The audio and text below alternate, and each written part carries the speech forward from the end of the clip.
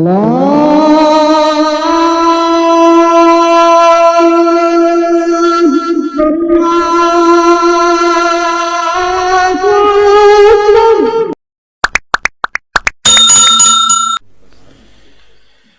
آخری پیغمبر پر اللہ ذو جلال نے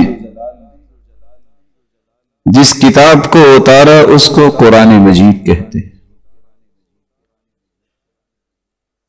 قیامت تک آنے والی انسانیت کے لیے یہ دستور ٹھہرا، یہ آئین ٹھہرا، اس کی ایک ایک لائن، اس کا ایک ایک کلمہ اور ایک ایک جملہ انسانی زندگی کی خوبصورتی کے لیے ضروری ہے۔ جس کو اللہ ذو جلال نے پسند کر لیا اور اس آئین اور دستور کو پڑھنے کی توفیق سے نواز دیا، اس کی تلاوت کی محبت اسے عطا کر دی، اس کی فہم و بصیرت اسے نصیب کر دی، اور پھر عملی رویوں میں اس کے احکامات کو اتارنے کی ہمت دے دی، اور اس کے پیغامات کو دنیا کے کونے کونے تک پہنچانے کی یہ سعادت دے دی۔ کائنات میں سب سے بہترین یہ انسان ہے، جیسا کہ رسول اللہ صلی اللہ علیہ وسلم کا فرمان ہے، خیرکم من تعلم القرآن وعلمہ۔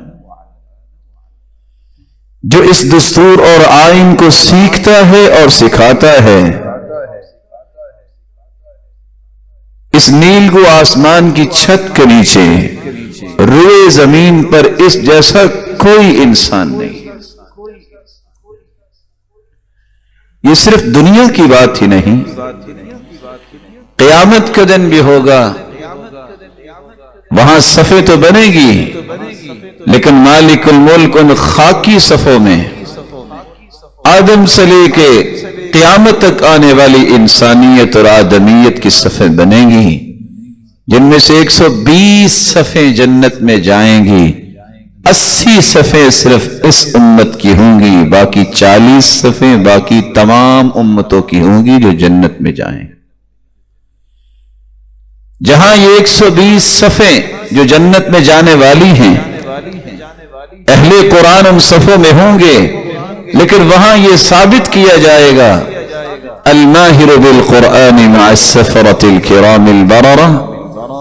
دنیا کے اندر اس آئین اور دستور کی ایک ایک شق کو یاد کرنے والے، سمجھنے والے، اپنی زندگی میں نافذ کرنے والے، اور اسے ہی اپنا پیشرو بنانے والے اور پیشوا بنانے والے، اور اسی آئین کی بالادستی کے لیے زندگیاں وقف کرنے والے، آج ان خاکی صفوں سے نکل آؤ، آ جاؤ ان صفوں میں جن صفوں میں جبریل امین کھڑے۔ لیکن جس شخص نے زندگی میں اس آئین اور دستور کی بالادستی کو تسلیم نہ کیا، بلکہ اس آئین اور دستور سے اعراض کیا، منہ پھیر لیا، یہ شخص دنیا میں بھی ذلیل و خوار ہوتا ہے اور قیامت کو بھی ذلتیں اس کا مقدر بن جائیں۔ قرآن مجید نے اس حقیقت کو بیان کیا ہے، وقال الرسول یا رب ان قوم اتخذوا هذا القرآن مہجورا۔ اس قدر بدبخت انسان ہے جو قرآن مجید کو دنیا میں چھوڑتا ہے، اس کی شکایت کریں گے قیامت کے دن تو اللہ کے رسول کریں گے، اے میرے رب ان قوم اتخذوا هذا القرآن مہجورا، میری قوم نے اس قرآن کو ترک کر دیا، حجر کر دیا، اعراض برتا، تعلق توڑ لیا۔ جس انسان کی شکایت محمد مصطفیٰ صلی اللہ علیہ وسلم کریں گے، اس کا پھر بنے گا کیا؟ تو آج کے اس خطبے میں ہم قرآن مجید کی اس آیت کی روشنی میں 5 چیزیں بیان کرنا چاہیں گے۔ حجر کس کو کہتے ہیں اور حجر کی اقسام کون سی ہیں، اور قرآن مجید کو ترک کر دینا اور اس سے تعلق توڑ دینے کے نقصانات کیا ہیں، اور ایک مسلمان کو عام زندگی میں بھی کس کس رویے کو اختیار کرنا چاہیے کہ کہیں قیامت کو ان لوگوں کی صف میں نہ چلا جائے جن لوگوں کے بارے میں مقدمہ پیش کرنے والے خاتم النبیین محمد مصطفیٰ صلی اللہ علیہ وسلم۔ حجر کا مطلب ہوتا ہے تعلق توڑ لینا، حجر کا مطلب ہوتا ہے کسی چیز کو ترک کر دینا، حجر کا مطلب ہوتا ہے انسان کسی سے منہ پھیر لے۔ علماء امت بیان کرتے ہیں الحجر مفارقۃ الانسان غیرہ، جب انسان کسی سے جدا ہو جائے، الگ ہو جائے، اس سے کوئی واسطہ تعلق نہ رکھے، اس کو عربی زبان میں حجر کہتے ہیں۔ حجر کی بنیادی طور پر 6 قسمیں ہیں۔ قرآن مجید سے تعلق توڑ لینا حجر القرآن، حجر الرجل زوجته او نساءه، اس زندگی کے ایسے فیزز بھی آتے ہیں کہ خامند کو اپنی بیوی سے تعلق توڑنا پڑتا ہے، یا طلاق کی شکل میں یا اس کی تربیت کرنے کے لیے کچھ دیر کے لیے۔ حجر الوالدین، تیسری قسم ہے کہ والدین کے ساتھ تعلق توڑ لینا۔ چوتھی قسم ہے حجر الاقارب، رشتہ داروں سے تعلق توڑ لینا۔ پانچویں قسم ہے حجر المسلمین، بعضهم بعضا، بعض مسلمان دوسرے مسلمانوں سے لا تعلق ہو جاتے ہیں۔ اور چھٹی حجر کی قسم ہے حجر اہل المعاصی والبدع والاہواء،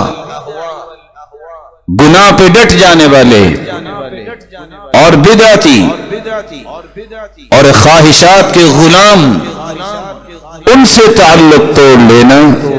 یہ بنیادی طور پہ حجر کی 6 قسمیں ہیں جن کے اختصار کے ساتھ آج ہم سمجھنے کی کوشش کریں گے۔ قرآن مجید سے تعلق توڑنے کا معنی کیا ہے؟ امام مجاہد ابن جبر، امام نخعی رحمہم اللہ فرماتے ہیں القول السیء فی القرآن والزعم الباطل بأنه سحر او شعر او اساطیر الاولین۔ ایک حجر قرآن کا وہ ہے جو کافر کرتے تھے، مشرک کرتے تھے اور آج بھی کافر کرتے ہیں۔ قرآن کی بے حرمتی کرنا، قرآن کے بارے میں یہ تصور رکھنا کہ یہ شعر ہے، یہ جادو ہے، یہ تو پرانی باتیں ہیں، یہ کافروں کا رویہ رہا ہے اور مشرکوں کا رویہ رہا ہے۔ ابن زید بیان کرتے ہیں اور ابن جریر طبری رحمہم اللہ الاعراض والبعد عن القرآن وعدم سماعه ورفع اصواتهم بالهذيان اذا قرئ لئلا يسمع۔ ایک حجر منافقوں کا ہے، منافق نہ قرآن پڑھنا چاہتے ہیں اور نہ ہی سننا چاہتے ہیں، بلکہ جہاں قرآن پڑھا جا رہا ہو وہاں غوغا کرنا، شور کرنا تاکہ قرآن کو سن ہی نہ سکے، یہ منافقوں کا رویہ رہا ہے اور آج بھی یہ منافقوں کا رویہ ہے کہ وہ قرآن کی مجلس کو پسند نہیں کریں۔ ابن عباس اور مقاتل بیان کرتے ہیں عدم الالتفات الیہ، فاسق و فاجر کا رویہ یہ ہے کہ وہ قرآن کی طرف التفات ہی نہیں کرتا کہ قرآن مجھے کیا کہہ رہا ہے۔ یہ نظام حیات ہے، دستور ہے، اس کی ایک ایک شک میری زندگی میں رونق لانے والی ہے. اگر یہ التفات نہ کرنے کا عقیدہ بنا لے تو کافر ہو جائے گا کہ ضرورت نہیں ہے قرآن کی. لیکن اگر سستی کی وجہ سے کرتا ہے تو یہ فاسق و فاجر تو ہے. اس لیے امام ابن تیمیہ رحمۃ اللہ علیہ فرمایا کرتے تھے من ہجر القرآن فہو من اعداء الرسول. جس شخص کا تعلق قرآن سے ٹوٹا ہوا ہو سمجھ لیا کرو یہ محمد مصطفیٰ کا دشمن ہے. کیونکہ قیامت کے دن اللہ کے رسول نے اسی کے خلاف مقدمہ دائر کرنا. امام ابن القیم رحمۃ اللہ علیہ قرآن مجید کے حجر کے متعلق 6 باتیں بیان کرتے ہیں کہ قرآن مجید کا حجر کس کس انداز سے ہوتا ہے. حجر تلاوت القرآن. امت پہ سب سے بڑا وبال اس وقت آتا ہے جس قوم اور ملت اور امت کے لیے یہ قرآن آیا وہ اس کو پڑھنے کی تمنا اور خواہش نہیں کرتی، ان کے اندر ذوق ختم ہو جاتا ہے. عمر بن عبدالعزیز رحمہ اللہ قرآن سن کے روتے اور لوگوں سے کہا کرتے تھے عالجوا قلوبکم، اپنے دلوں کا علاج کرواؤ. تم شعر سن کے روتے ہو، تمہارے تو دل بیمار ہیں، تمہیں رونا چاہیے اللہ کی کلام سن کے. تو تلاوت نہ کرنا، تلاوت کو نہ سننا، یہ تمنا ہی نہ رکھنا، یہ قرآن مجید کا ترک ہے جس کی سزا ملے گی.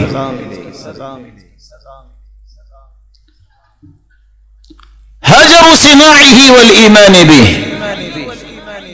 بعض لوگ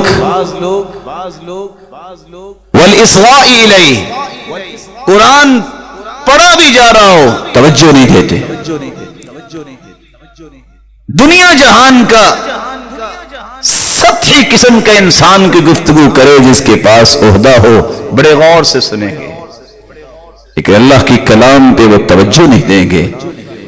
کاش کہ انہیں پتا ہو یہ کس کی کلام ہے. کلام الملوک ملوک الکلام.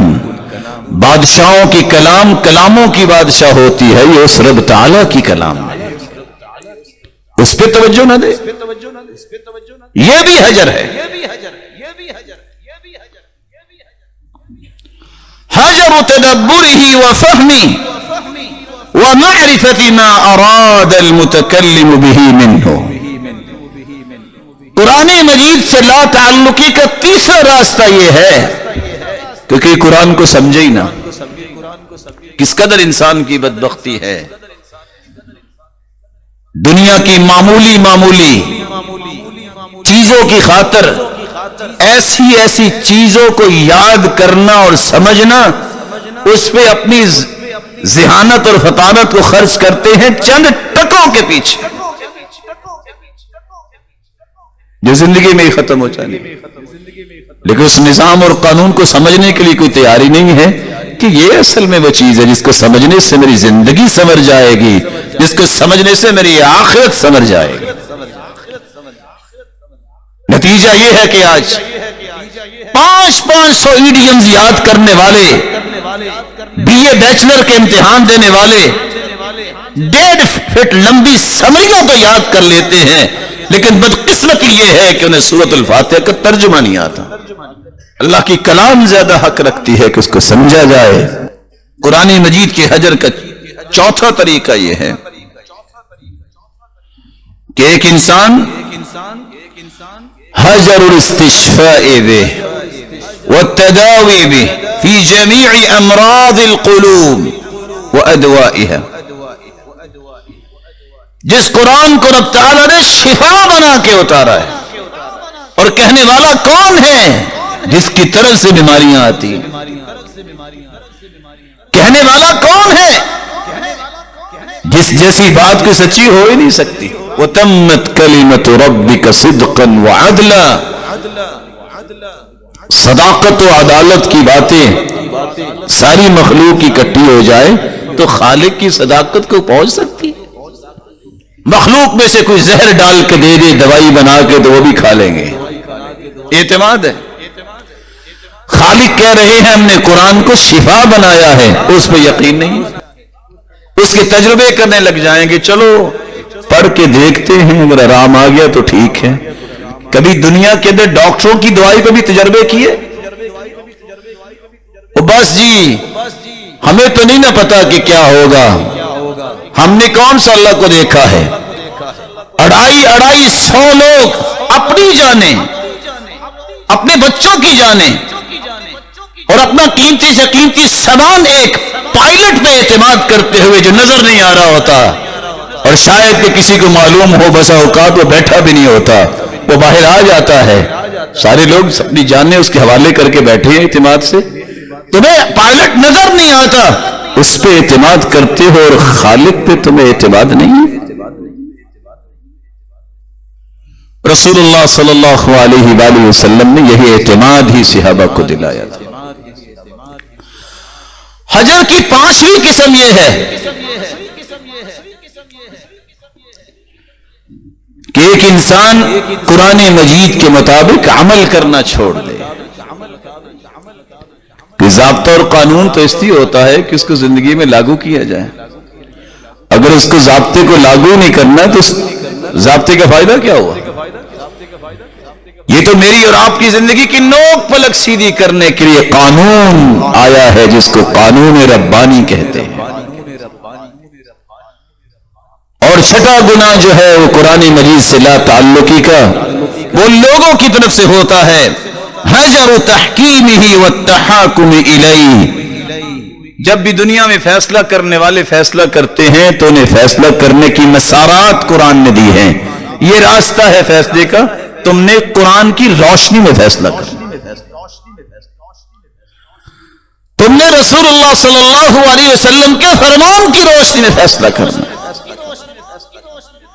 اس لیے علماء کہا کرتے تھے ہر وہ شخص جو قرآن و سنت کے فیصلے سے دوڑ جائے، قرآن و سنت کے فیصلے کو پسند نہ کرے، بناوٹی فیصلوں کو لاگو کرنا چاہے، قرآن نے 3 آیتیں اتاری ہیں، وَمَن لَّمْ يَحْكُم بِمَا أَنزَلَ اللَّهُ فَأُولَٰئِكَ هُمُ الْكَافِرُونَ فاسقون ظالمون۔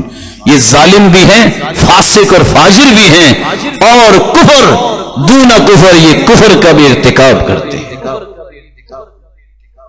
اللہ تعالیٰ نے تو روئے زمین کے حالات کو بہتر بنانے کے لیے قانون ہی یہ دیا ہے، اس کو تو نافذ کرنا۔ اللہ عز و جلال ہم سب کو توفیق سے نوازے کہ ہم ان 6 قسم کے اعراض اور تعلق سے اپنے آپ کو محفوظ رکھیں۔ اس لیے قرآن مجید سے تعلق توڑنے کی کچھ سزائیں پیش کی ہیں۔ وَمَنْ أَظْلَمُ مِمَّنْ ذُكِّرَ بِآيَاتِ رَبِّهِ فَأَعْرَضَ عَنْهَا وَنَسِيَ مَا قَدَّمَتْ يَدَاهُ إِنَّا جَعَلْنَا عَلَى قُلُوبِهِمْ أَكِنَّةً أن يفقهوه وفي آذانهم وقرا وإن تدعهم إلى الهدى فلن يهتدوا إذا أبدا۔ روئے زمین پر اس سے بڑا ظالم کون ہے؟ سب سے بڑا ظالم یہ ہے جس کو اللہ کی آیتوں کے ساتھ نصیحت کی جائے اور وہ منہ پھیر جائے۔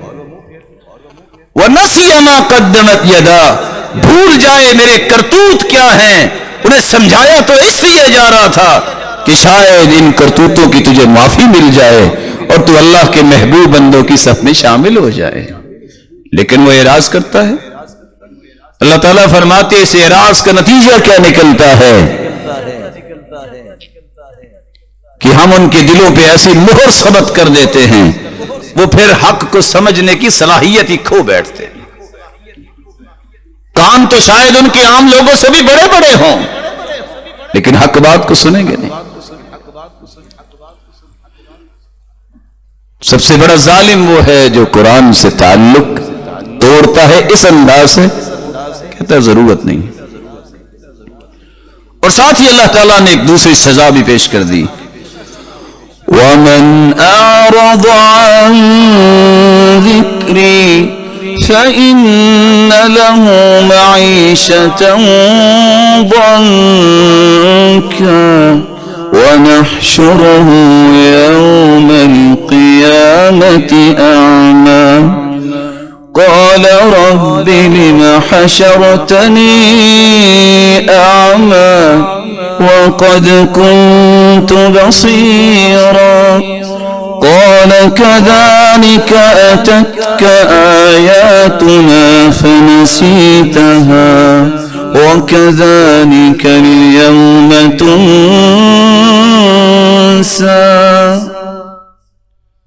آج کسی کی آنکھ میں درد ہو، تکلیف ہو، اسے پٹی باندھنی پڑے، اس سے پوچھو کہ اس آنکھ کی قدر و قیمت کیا ہے.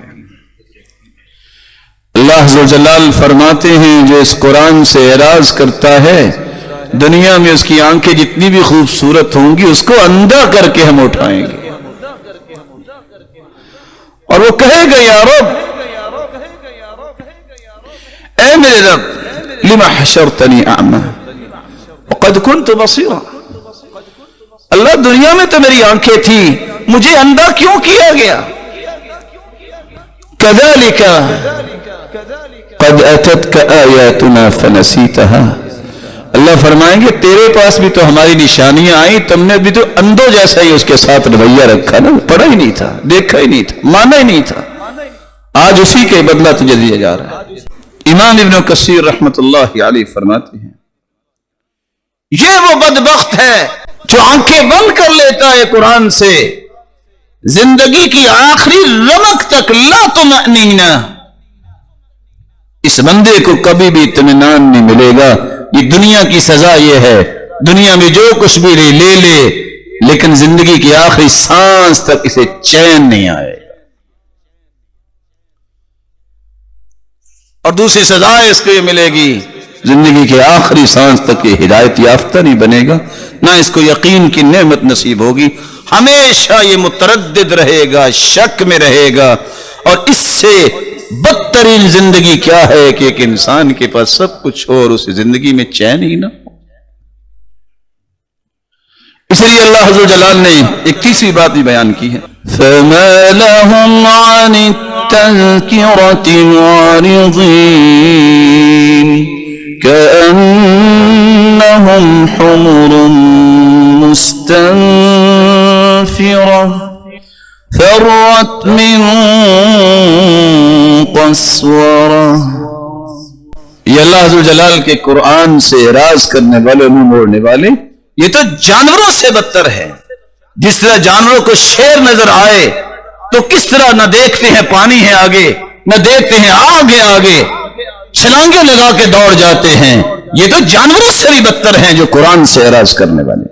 اس لیے اللہ عز و جلال نے ایک چوتھی سزا بھی ایسے لوگوں کی بیان کی ہے، وَمَن يَعْشُ عَن ذِكْرِ الرَّحْمَنِ نُقَيِّضْ لَهُ شَيْطَانًا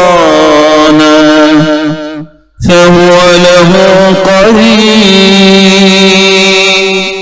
اور دوسری جگہ فرمایا وَمَن يَكُنِ الشَّيْطَانُ لَهُ قَرِينًا فَسَاءَ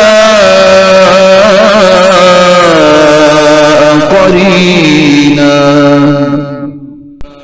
قرآن سے جو منہ موڑنے والا ہوتا ہے اللہ اس پہ ایک شیطان مسلط کر دیتے ہیں، اور جس کے ساتھ شیطان لگ گیا اس سے برا دوست کو نہیں. ایسے شخص سے ساتھ لگنے والا بھی شیطان ہی ہوگا. اور آپ جانتے ہیں پھر شیطان کیا کیا کام کروائے گا اس سے. وہ کام کروائے گا کہ صنم ہم تو ڈوبے تمہیں بھی لے ڈوبے. وہ اکیلا جہنم میں نہیں جائے گا، قسمیں اٹھا چکا ہے کہ اللہ تو نے مجھے اپنی رحمت سے تو دھتکار دیا، میں تیری مخلوق کو اپنے ساتھی جہنم میں بناؤں گا. وہ قسم اٹھا چکا ہے. اس لیے قرآن نے پانچویں سزا بیان کی ہے، جو قرآن سے منہ موڑتا ہے، نہ پڑھتا ہے، نہ سمجھتا ہے، نہ عمل کرتا ہے، نہ اس کے پیغام کو دنیا تک پہنچانے کی چاہت اور تمنا کرتا ہے، وَمَنْ أَظْلَمُ مِمَّنْ ذُكِّرَ بِآيَاتِ رَبِّهِ ثُمَّ أَعْرَضَ عَنْهَا إِنَّا مِنَ الْمُجْرِمِينَ مُنْتَقِمُونَ.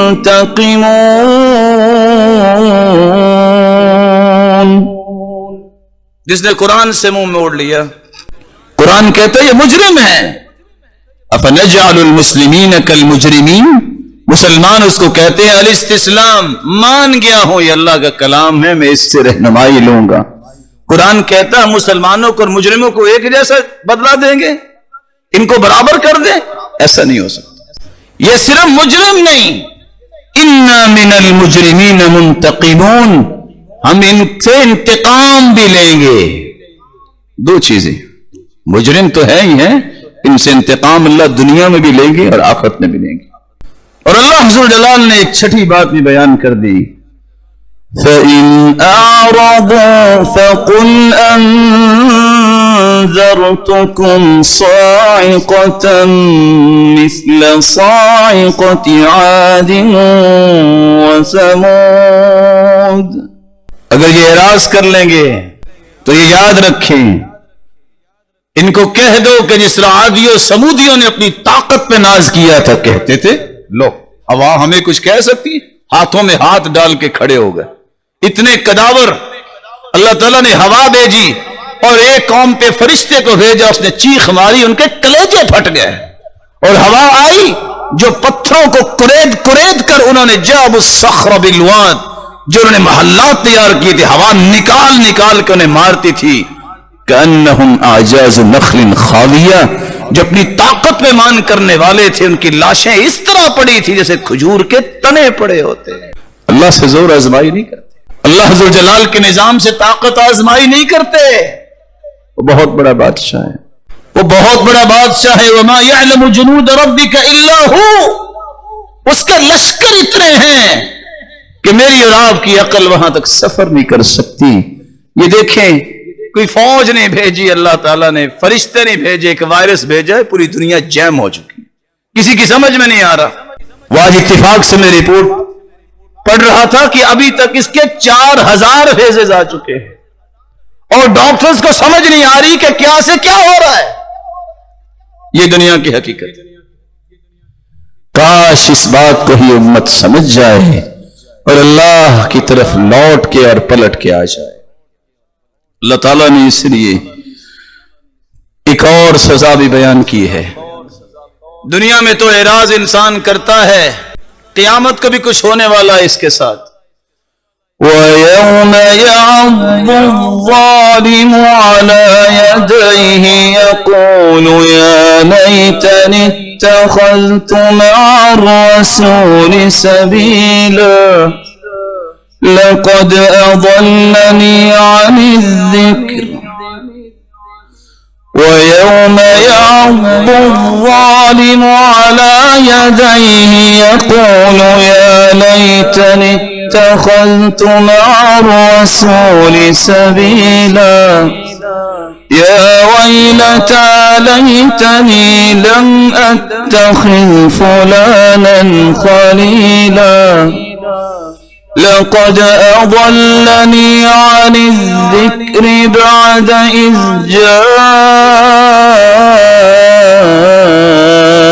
جاءني وكان الشيطان للإنسان خذولا. دنیا میں ظلم کرنے والا، یہ ظالم جو سمجھتا ہے میرے جسم میں طاقت بہت ہے، جو سمجھتا ہے میرے تعلق اور واسطے بہت ہیں، پوری کائنات کے سامنے اپنے ہاتھوں کو کاٹے گا، کہے گا اس وقت جو کہا کام نہیں آئے گا. یا لیتنی اتخذت مع الرسول سبیلا، کاش میں نے اللہ کے رسول کی بات مانی ہوتی. یا ویلتا، ہائے میری بربادی، لیکن اس وقت یہ کام نہیں آئے گا.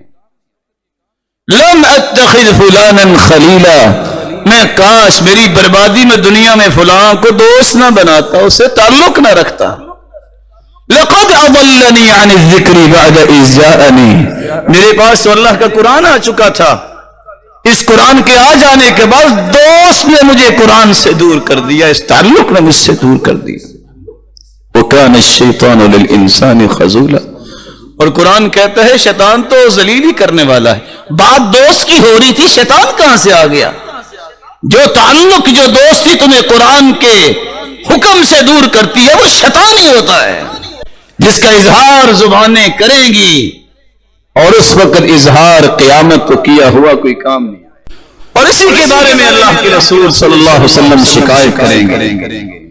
وَقَالَ الرَّسُولُ يَا رَبِّ إِنَّ قَوْمِي اتَّخَذُوا هَذَا الْقُرْآنَ مَهْجُورًا۔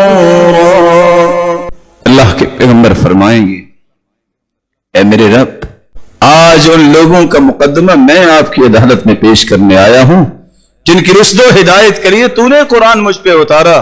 یہ وہ لوگ ہیں جنہوں نے تیرے قرآن سے اعراض کیا، اور جس کا مقدمہ جو ہے رسول اللہ صلی اللہ علیہ وسلم پیش کریں گے، اس کے بعد پھر کیا ہونے والا ہے۔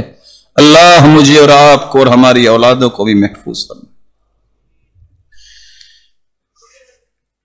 رسول اللہ صلی اللہ علیہ وسلم نے اس لیے فرمایا تھا، صحیح الجامع کی روایت ہے 4443 اور سلسلہ صحیحہ کی روایت ہے 2019، القرآن شافع مشفع وماحل مصدق، من جعله امامه قاده الى الجنہ ومن جعله خلفه ساقه الى النار۔ یہ قرآن سفارشی بنے گا، جس کی قرآن نے سفارش کر دی اس کی قبول کی جائے گی، جس نے اس کو دنیا میں پیشوا مانا یہ قرآن ہی اسے لے کے جنت چلا جائے گا، جس نے اس قرآن کو نہ مانا یہ قرآن ہی مخالفت میں گواہی دے گا، اور قرآن ہی اس کا سبب بنے گا کہ چلو اس کو جہنم کی آگ میں جھونک دیا جائے۔ وَمَن يُعْرِضْ عَن ذِكْرِ رَبِّهِ يَسْلُكْهُ عَذَابًا صَعَدًا۔ اس قرآن سے جو اعراض کرتا ہے، اس قرآن سے اعراض کرنے والا جو ہے وہ عذاب ایسے ایسے جھیلے گا کہ جو انسان کی سوچ سے باہر ہے۔ زدناہم عذابا فوق العذاب، عذاب پہ عذاب ایسے لوگوں کو دیے جائیں گے۔ مفسرین الفاظ نقل کرتے ہیں، زیدوا اقارب، حکم ہوگا ان پہ بچھو چھوڑ دو، انیابها کالنخل الطوال، بچھو کیسے؟ اس کے حجم کی بات نہیں ہوئی، اس بچھو کا ڈنگ اتنا ہوگا کالنخل الطوال، جتنا کھجور کا تنا ہوتا ہے۔ نسأل اللہ السلامۃ منہ، اللہ ذوالجلال ہمیں محفوظ فرمائے۔ اس لیے صحابی کو کہا تھا 40 دن میں قرآن پڑھ لیا کرو۔ کہا میں اور پڑھنا چاہتا ہوں، فرمایا 30 دن میں پڑھ لو۔ کہا نہیں میں اور پڑھنا چاہتا ہوں، فرمایا 25 دن میں پڑھ لو۔ کرتے کرتے 20، 15، 10، 7، کہا میری اور بھی تمنا ہے، فرمایا 3 دن میں پڑھ لیا کرو۔ رمضانی مسلمان صرف رمضان کو قرآن کھولتے، یہ دنیا کی کمائی کو روزانہ چیک کر کے سوتے ہیں۔ آج روکڑ کیا تھی؟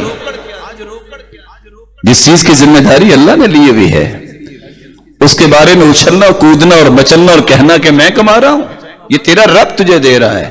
یہ بھول جس دن ختم ہو گئی اس دن تو کامیاب ہو گیا۔ جو کہتا ہے کہ میری 10 انگلیاں کماتی ہیں، جن کے ہاتھ کٹے ہوتے ہیں وہ بھی خاکی سوتے ہیں، یہ گمنڈ ہی تمہیں مروا دے گا کہ میرے پاس پیسہ بہت ہے۔ قارون سے زیادہ تیرے پاس پیسہ نہیں ہے۔ اللہ نے قارون کو بھی زمین میں دھنسا دیا اور اس کے خزانوں کو بھی دھنسا دیا۔ اس لیے سب سے بڑی دولت یہ ہے کہ جس کے پاس قرآن ہو، اس کی تلاوت کرتا ہو، اسے سمجھتا ہو، اس پہ عمل کرتا ہو، اس کے پیغام کو دنیا کے کونے کونے تک پہنچانے کے لیے تڑپتا نظر آئے۔ کس طرح میں اس پیغام کو عام کر سکتا ہوں، کیسے میں اپنی صلاحیتیں اس کے لیے وقف کر سکتا ہوں۔ اللہ میری اور آپ کی اولاد اور نسل کو اس کی توفیق سے نوازے۔ اعراض کی دوسری قسم، بسا اوقات تعلق توڑنا پڑتا ہے بیوی سے۔ شریعت نے اس بات کا حکم دیا ہے وَعَاشِرُوهُنَّ بِالْمَعْرُوفِ، عورتوں کے ساتھ اچھا رویہ برتو، حسن معاشرت کرو، معمولی بات ہو جائے تو گھر نہ توڑو، معمولی بات کو بڑے بڑے پہاڑ نہ بناؤ، لا تکبر الحرج، چھوٹی سی بات کو پہاڑ بنا کے گھر توڑ دینا، اس سے شیطان خوش ہوتا ہے، رحمان خوش نہیں ہوتا۔ لیکن شریعت نے ساتھ یہ بھی کہہ دیا، بجائے اس کے کہ تم بیوی پہ ظلم کرو، ما ضرب رسول اللہ صلی اللہ علیہ وسلم خادما ولا امرأة قط، پوری زندگی اللہ کے رسول نے اپنی بیویوں میں سے کسی بیوی کو مارا نہیں ہے۔ یہ بھی سنت ہے، باقی سنتوں سے محبت ہے تو اس سنت سے بھی غور کرنا چاہیے کہ ایک عورت جو اپنے گھر سے آئی ہے، آج اس کے بہن بھائی نہیں، وہ اکیلی ہو یا اس کے بہن بھائی ہوں، اس نظریے سے ظلم کیا جائے، مجھے کون پوچھنے والا ہے؟ تیرا رب تجھے پوچھنے والا ہے۔ یاد رکھنا، دنیا میں کوئی پوچھے گا تو کتنا کو پوچھے گا، لیکن قیامت کو اگر پوچھو گی نا، من نوقش الحساب فقد عذب، اگر پڑتال ہوگی نا ان کھاتوں کی کہ تم نے کیا کیا کیا ہے، تو عذاب سے نہیں بچ سکے۔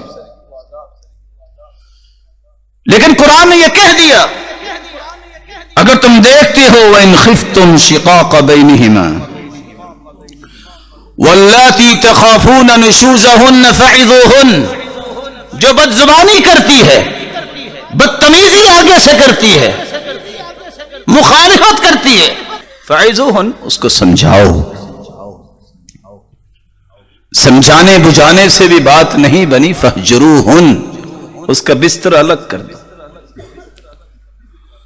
پھر بھی بات نہیں بنتی، ان کی سرزنش بھی کر سکتے، لیکن اصول اور ضابطے کے تحت اس قدر نہ مارو کہ اس کی ہڈی ٹوٹ جائے۔ رسول اکرم صلی اللہ علیہ وآلہ وسلم پر یہ قرآن نازل ہوا۔ صحابی روایت کرتے ہیں کہ ایک شخص آیا اور کہتا ہے، دیکھیے اللہ کے رسول، میری بیٹی، میں نے کیسے اس کو نکاح دیا تھا اپنی بیٹی کا، اس نے مار کے تھپڑ میری بیٹی کا چہرہ سرخ کر دیا ہے۔ اللہ کے رسول نے فرمایا بدلہ لیں گے۔ وہی نازل ہوگی الرجال قوامون علی النساء، کہا بدلہ تو لینا تھا، کچھ ارادہ میں نے کیا، کچھ میرے رب کا فیصلہ آ گیا ہے۔ قصہ جب سامنے آیا، حجر بیوی سے کیا جا سکتا ہے، تعلق توڑو، کہ مقصود یہ ہے کہ دنیا کے سودا نہیں ہے۔ اس سے بڑی حماقت کیا ہے کہ انسان اس نظریے سے نکاح کرے کہ میں نے کچھ دیر کے لیے نکاح کرنا ہے۔ تم نے نکاح کیا ہے، تم یہ تمنا کرو کہ ہم نے جنت میں بھی اکٹھے رہنا ہے۔ یہ ہے نکاح کا وہ فیصلہ جو کسی کے دل میں آ جائے، جو کامیاب ہوتا ہے۔ اللہ میری اولاد کو بھی میرے ساتھ جنت میں لے کے جا، میرے گھر والوں کو بھی جنت میں لے کے جا۔ رسول اکرم صلی اللہ علیہ وآلہ وسلم نے اپنی بیوی کو، جس نے صرف یہ بات کہی تھی جو آج لوگ کہنے سے باز نہیں آتے، اپنی سوتن کو کہہ دیا تھا، اچھا میں اونٹ اس کو دے دوں؟ صفیہ رضی اللہ تعالی عنہا وارضاہا، جو پہلے تو یہودیہ تھی، اللہ کے رسول نے 3.25 مہینے کلام نہیں کی۔ آج کو گالیوں کی لائن لگا دے اور اللہ اور قرآن اور اسلام اور علم والوں کے خلاف جو مرضی بک جائے، پرواہ نہیں ہوتی۔ یہ دین غیرت ہے۔ ذاتی معاملات کو برداشت کیا کرو، چھوٹی چھوٹی باتوں سے گھر نہ توڑا کرو، لیکن قرآن اور حدیث کے بارے میں، اسلام کے بارے میں اگر کوئی زبان کھولے تو وہ کھینچنی پڑے گی۔ وہ نبینا کیسا صحابی تھا جس نے محمد مصطفیٰ کے بارے میں اپنی بیوی سے بات سنی، تھا نبینا، تلوار پکڑ کے اس کے پیٹ پہ بیٹھ گیا اور تلوار سے 2 ٹکڑے کر دیا۔ پوچھا تم نے اپنی بیوی کو مار دیا ہے، سبب کیا ہے؟ کہا اللہ کے رسول آپ کے بارے میں زبان کھولتی تھی، مجھ سے برداشت نہیں ہوا۔ فرمایا ان دمہا حضرت، اس کے خون کی کوئی قیمت نہیں۔ فرق کیا کرو اپنے ذاتی رنجشوں کا اور غیرت ایمانی کا۔ جب تک یہ پیمانہ تمہارے ہاتھ نہیں آئے گا، کبھی سکون نہیں پاؤ گے دنیا میں۔ اور صحابہ کے پاس یہی پیمانہ تھا۔ وہ پیمانہ کیا؟ مجھے کو گالی دے میں برداشت کروں، میرا کچھ کچھ نہیں بگڑا، نہ بگڑنے والا ہے، جب میرا رب میرے ساتھ ہے۔ لیکن جس نے اسلام کے بارے میں زبان کھولی، وہاں یہ بزدلی نہیں دکھائے گا، یہاں یہ دانت بھی توڑے گا۔ یہ غیرت ہے۔ اللہ کے رسول صلی اللہ علیہ وسلم کے بارے میں ابن خطل نے زبان کھولی، کہا اڑا دو۔ اللہ کے رسول دوڑ کے بیت اللہ میں آ گیا ہے، متعلق باستار الکعبہ، اس نے تو بیت اللہ کا غلاف پکڑ لیا، کہا اس کے یہاں بھی ٹکڑا کر دو۔ سوری کس بات کی؟ اللہ کے بارے میں، رسول کے بارے میں زبان کھولے تو کہیں چلو جی مسئلے تو ہوتی ہے، اور اپنے بارے میں کوئی معمولی بات کرے تو گولی مار دو۔ معیار دیکھو، ذاتیات کو برداشت کیا کرو، دین کی غیرت کو مردہ نہ کرو۔ حجر الوالدین، حجر کی تیسری قسم ہے والدین سے تعلق توڑنا، بہت بڑا گناہ ہے۔ تھے مشرک ابراہیم علیہ السلام کے والد، بلکہ اکیلا شرک نہیں کرتے تھے، بت فروش بھی تھے، بت فروشی ان کا ذریعہ معاش بھی تھا۔ لیکن کیا کہتے تھے؟ یا ابتی، میرے پیارے ابا جان ایسے نہ کریں، ابا جان شیطان کے پیچھے نہ لگے۔ عورت آ کے کہتی ہے اللہ کے رسول میری ماں تو مشرکہ ہے، افاصلھا، میں صلہ رحمی کروں؟ کہا صلیھا، اس کے ساتھ ملتی رہا کرو، اس کو دعوت دیتے رہا کرو، مشرک بھی ہے، دروازہ کھلا رکھو، وہ سیدھے راستے پہ آ جائے گا۔ حجر الاقارب، حجر کی چوتھی قسم ہے رشتہ داروں سے قطع تعلق کر لینا۔ رسول اکرم صلی اللہ علیہ وسلم نے فرمایا قیامت کی نشانی ہے کہ رشتہ داروں کے تعلق کی حالت یہ ہو جائے گی کوئی کسی کو پہچانتے نہیں ہوگا، تناکر آ جائے گا۔ اور حدیث یہ کہتی ہے سلسلہ صحیحہ کی 918، بغیر کسی شرعی عذر کے کوئی تعلق توڑتا ہے، دنیا میں جن گناہوں کی فوراً سزا مل جاتی ہے ان میں سے ایک گناہ یہ بھی ہے کہ رشتہ داروں کی پرواہ چھوڑ دے، اسے قطع تعلق کر۔ رسول اکرم صلی اللہ علیہ وآلہ وسلم نے تو یہاں تک فرمایا تھا لا يدخل الجنت قاطع، جو بغیر کسی شرعی عذر کے قطع تعلق کرتا ہے یہ جنت میں نہیں جائے گا۔ صحیح بخاری کی روایت 5984، رسول اللہ صلی اللہ علیہ وآلہ وسلم کے صحابہ نے شرعی عذر کی موجودگی میں حجر کیا ہے، لیکن ذاتی امور پہ حجر نہیں کیا۔ رسول اکرم صلی اللہ علیہ وآلہ وسلم کی زوجہ محترمہ سیدہ عائشہ، وہ بھانجا عبداللہ بن زبیر جس کی وجہ سے انہیں ام عبداللہ کہا جاتا تھا، ایک دن بھانجا ہی کہتا ہے یہ ہر پیسہ خرچ کر دیتی ہیں رکھتی نہیں ہے، سیدہ عائشہ اس کے ہاتھ پکڑنے چاہیے، یہ تو ضائع کر دے گی۔ سیدہ عائشہ فرماتی ہے تیری جرت کیسے ہوئی ہے صدقے سے مجھے روکنے کی، میں زندگی میں تجھ سے بات نہیں کروں گی۔ 6 مہینے تک بات نہیں کی۔ آج ہم اس لیے تعلق توڑتے ہیں فلاں نے رشتہ نہیں دیا۔ ام ہانی کے پاس پیغام آیا تھا اللہ کے رسول کا میں نکاح کرنا چاہتا ہوں، کہا آپ کی عظمت بڑی ہے، مجھے ڈر ہے کہ میں کوئی کمی کوتاہی نہ کر دوں۔ اللہ کے رسول صلی اللہ علیہ وسلم نے یہ بات سن لی تھی، لیکن اس کے باوجود ام ہانی کا پیغام بعد میں آیا فلاں کو چھوڑ دیا جائے۔ فرمایا اجرنا من اجرتی یا ام ہانی، اے ام ہانی جس کو تو نے پناہ دی ہم نے بھی دے دی۔ یہاں دین کے لیے کوئی تعلق رکھو اور توڑو اور جوڑو، ذاتیات کو ذبح کرو۔ سیدہ عائشہ نے 6 مہینے بات نہیں کی، خاندان کے بڑے لوگوں کو شامل کیا گیا، سیدہ عائشہ نہیں مانی۔ ایک دن بہن ہی اٹھی سیدہ اسما جو سیدہ عائشہ کی بہن ہیں، اپنے بیٹے کو چادر میں چھپایا، اور دوسری روایت میں آتا ہے خاندان کے بڑے تھے چھپا کے لے گئے، کہتے ہیں ندخل آ جائیں، کہتے آ جاؤ، کہتے ہیں کلنا سارے آ جائیں، تو ہنس پڑی ہے تو اکیلی، تو سارے کا کیا مطلب؟ کہتے سارے آ جاؤ۔ بہن تھی، چادر سے نکلے عبداللہ بن زبیر اور چمٹ گئے۔ کہا نہیں، تم چمٹ بھی گئے ہو میں تم سے کلام نہیں کروں گی، مانو تم نے محمد مصطفیٰ کی بات کی مخالفت کی ہے، جب تک تم توبہ نہیں کرو گے، میں جب تک اپنی قسم کا کفارہ نہیں دے دیتی میں تم سے بات نہیں کروں۔ غیرت ایمانی ہے. عبداللہ بن عمر صحابی ہیں، ان کے 2 بیٹے تھے، واقد اور بلال. بلال بیٹا تھا لیکن کہا کرتے تھے بلال رسول اللہ احب الی من بلالی، لوگوں میرا بیٹا بھی بلال ہے لیکن میرے بیٹے سے مجھے رسول اللہ کا بلال زیادہ پیارا لگتا ہے. حالانکہ وہ کالے رنگ کے تھے، یہ سفید رنگ کے تھے. کہا اللہ کے رسول کا جو بلال ہے نا وہ مجھے میرے بلال سے زیادہ پیارا لگتا ہے. حدیث سناتے ہیں باپ، لا تمنعوا اماء اللہ مساجد اللہ، لوگوں اگر عورتیں مسجدوں میں آنا چاہیں تو انہیں نہ روکنا، مسجدوں میں آنے کی اجازت دینا. بیٹا کیا کہتا ہے؟ واللہ لنمنعہن، ہم تو ضرور روکیں گے. کیوں؟ لیتخذنہ دغلا، یہ تو فتنہ پھیلائیں گے. پھر عبداللہ ابن عمر صحابی تھپڑ رسید کیا. ابن حجر لکھتے ہیں 2 مہینے بلکہ زندگی بھر کلام نہیں کی. تمہیں جرأت کیسے ہوئی حدیث کے سامنے یہ کہنے سے کہ ہم ضرور روکیں گے؟ میں تمہیں محمد مصطفیٰ کی بات بتا رہا ہوں. کہاں گیا بیٹا؟ کہاں گئی غیرت؟ میرا خون ہے، میرا خون ہے، میرا رشتہ دار ہے. کہاں رشتہ داری؟ اولاد سے بڑھ کے بھی کوئی نعمت ہوتی ہے؟ معیار بدلیے، غیرت دینی کو زندہ کیجئے. رسول اکرم صلی اللہ علیہ وآلہ وسلم کے صحابہ کی حالت یہ تھی.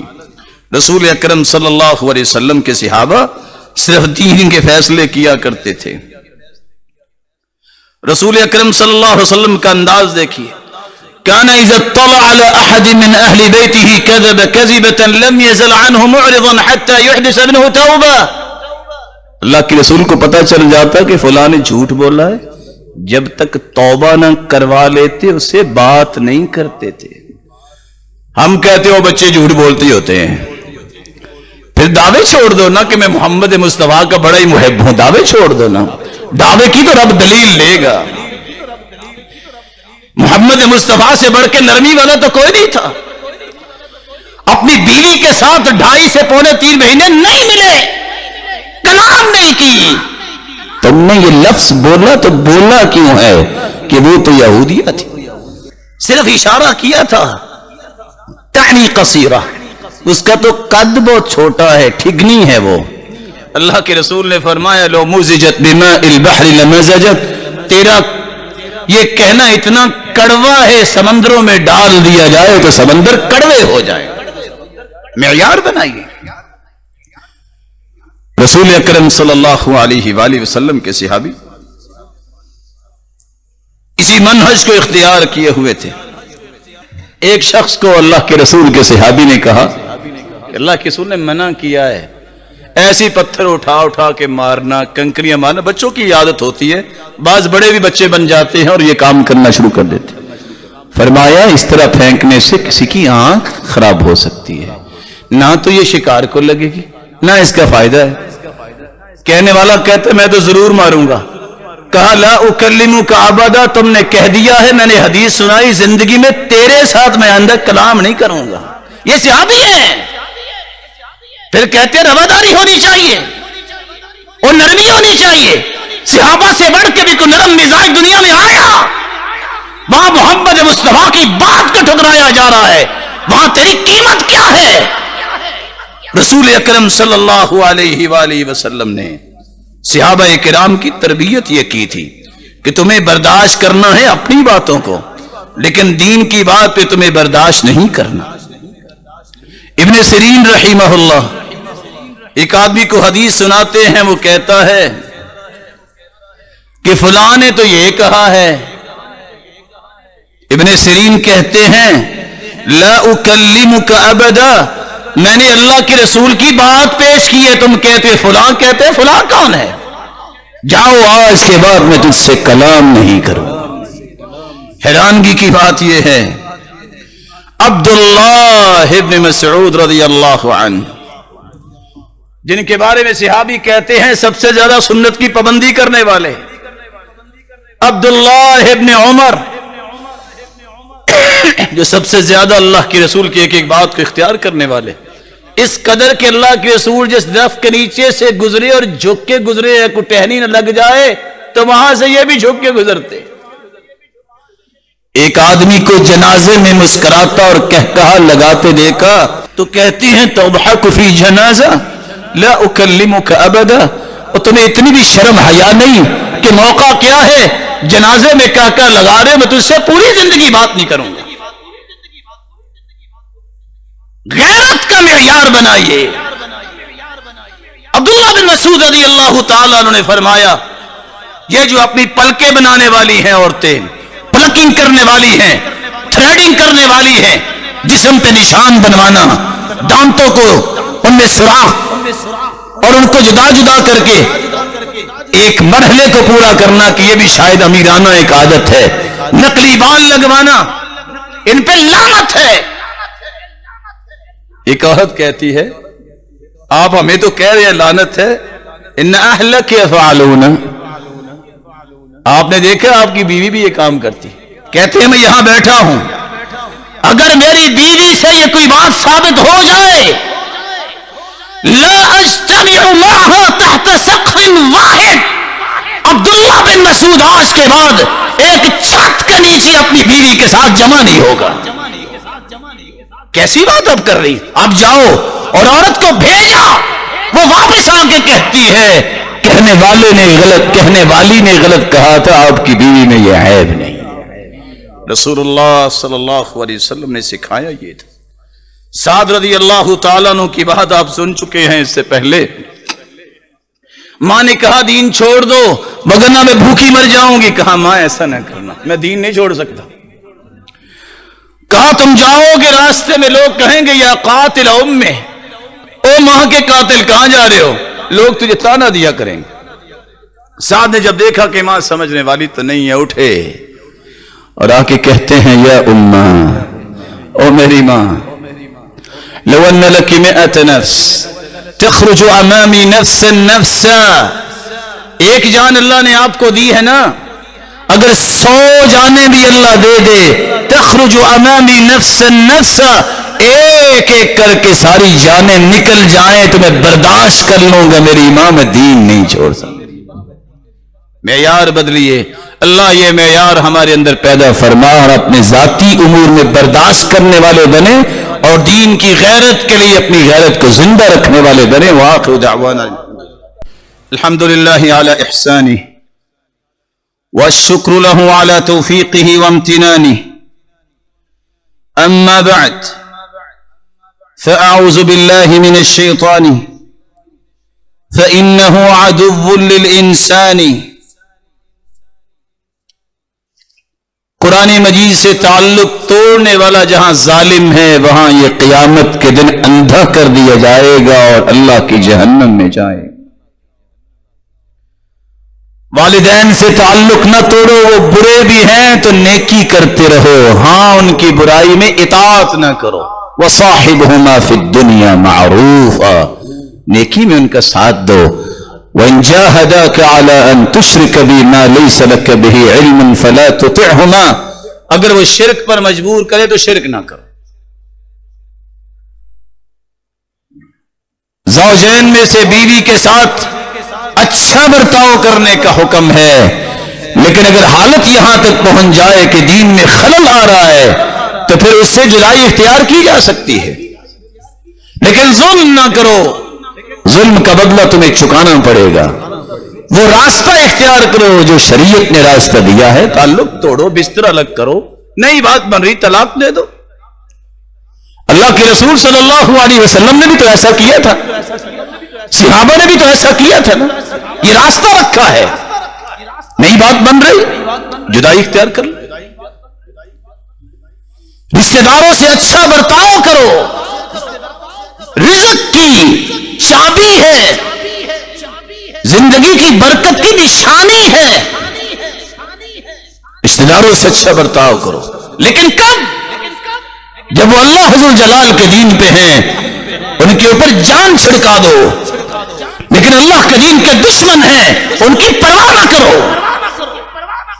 مصعب بن عمیر رضی اللہ تعالی عنہ یہ صحابی ہیں. عمیر رضی اللہ تعالیٰ عنہ جب گزرے تو بھائی کی مشکیں باندھی ہوئی تھی. صحابہ نے کہا ذرا اس کو کس کے باندھنا. بھائی بول کے کہتا ہے کچھ خیال کرو، میں تیرا بھائی ہوں، خون ہوں. کہتا تو محمد مصطفیٰ کے نہیں، تم میرے بھی نہیں. مجھ کے اس کی کس کے باندھو، اس کی ماں بڑی امیر ہے، بڑا ہدیہ دے گی. اور اگر وہ برائی پہ ڈٹ جائے تو پھر وہی رویہ اختیار کرو جو صحابہ کرام نے اختیار کیا. بیٹا کہتا ہے اپنے باپ سے، ابا جان آپ یہ کہہ رہے ہیں کہ میں آپ کی تلوار کے نیچے آیا. کہا اگر آپ میری تلوار کے نیچے آتے نا تو میں گردن اڑا کے فارغ ہو جاتا. محمد مصطفیٰ کی مخالفت کرنے والا میرا پیارا نہیں ہو سکتا. لا تصاحب الا مؤمنا ولا يأكل طعامك الا تقي. تعلق جوڑو اس کے ساتھ جو مومن ہے، تعلق جوڑو اس کے ساتھ، وہ تمہارا کھانا کھائے جو متقی ہے.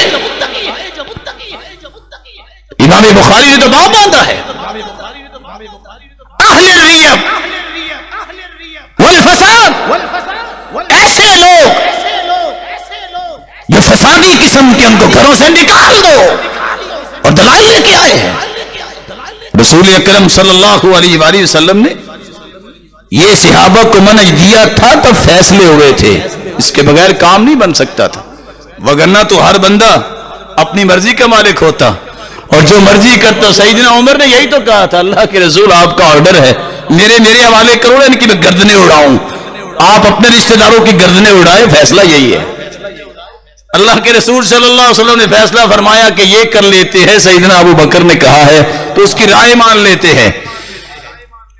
اللہ ذو جلال نے قرآن اتار دیا، ما كان لنبي ان يكون له اسرى حتى يسخن في الارض تريدون عرض الدنيا والله يريد الاخرة. اللہ کے رسول فرماتے عمر تیری بات رب کو پسند آئی ہے، اگر اللہ کی رحمت نہ ہوتی تو یہ عذاب ہم تک پہنچ جاتا. وفي الشرع نجاة اذ لا ينجيك احسان. یہ قانون ہے، جو دین کے معاملات کو نہیں سمجھتا وہاں احسان فائدہ نہ دے تو پھر دوسری تصویر بھی دکھانا ضروری ہوتی ہے. تمہارے اگر یہ رابطے ہوں کہ میں کسی شرابی کے ساتھ بیٹھ سکتا ہوں تو میں اور آپ یہ نہیں کر سکتے کہ میں تو تہجد گزار کے ساتھ بیٹھوں گا. ہر شخص کا مالک رزق کا وہ ہے. کوئی مالدار ہے تو اپنے گھر میں ہے،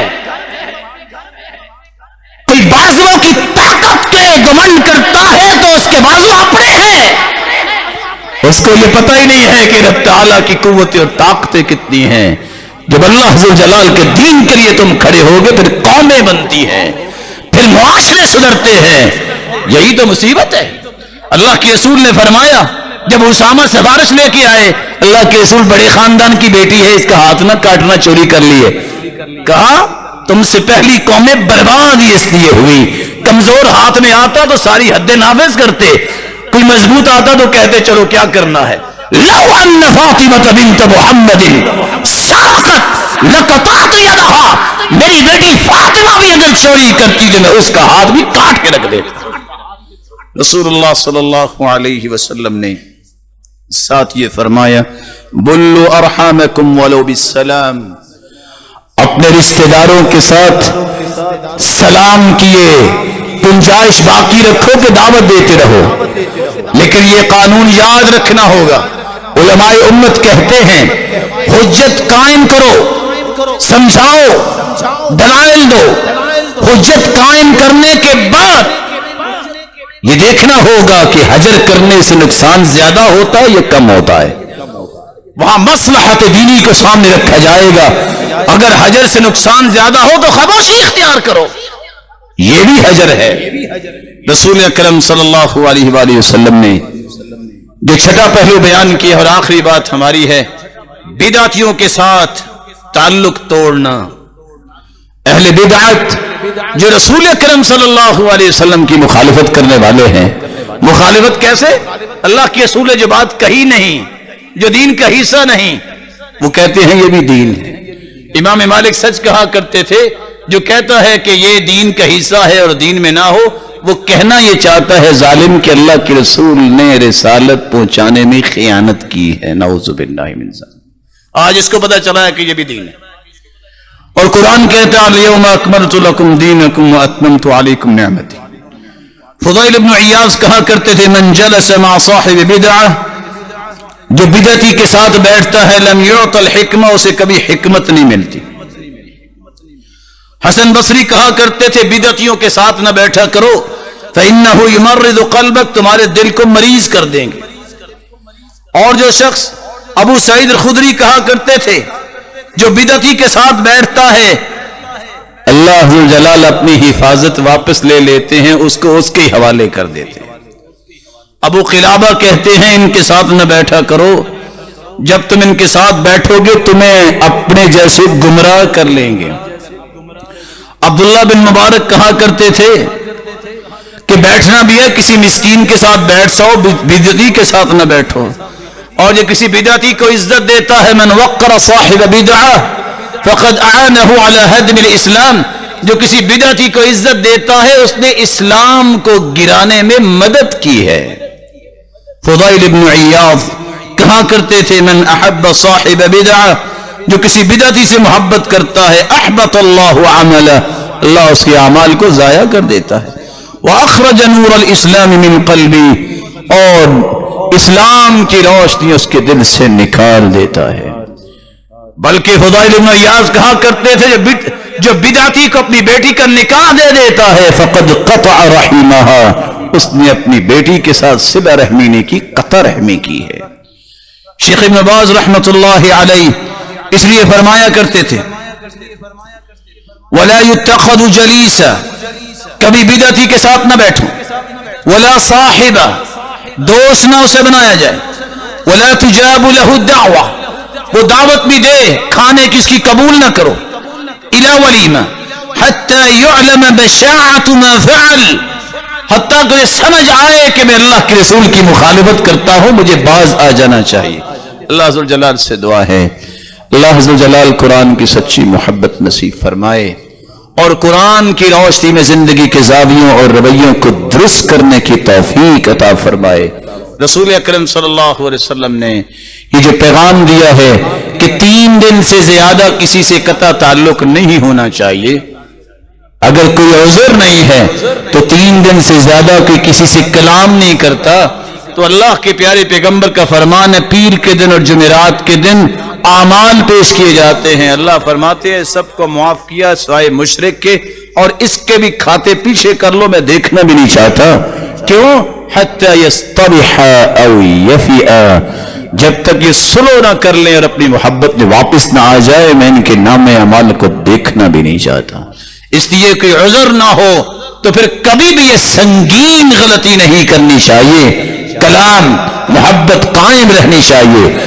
شرعی آزار وہی ہے جن کا تذکر احادیث میں آیا ہے، ان کو سامنے رکھتے ہوئے بھی جب انسان کو ایسا مرحلہ اس کے سامنے آتا ہے تو ابن ابی جمرہ کہا کرتے تھے برے انسان کو سمجھانے بجانے حجت قائم کرنے کے بعد اسے تعلق توڑو گے تو یہ بھی صلہ رحمی ہوگی۔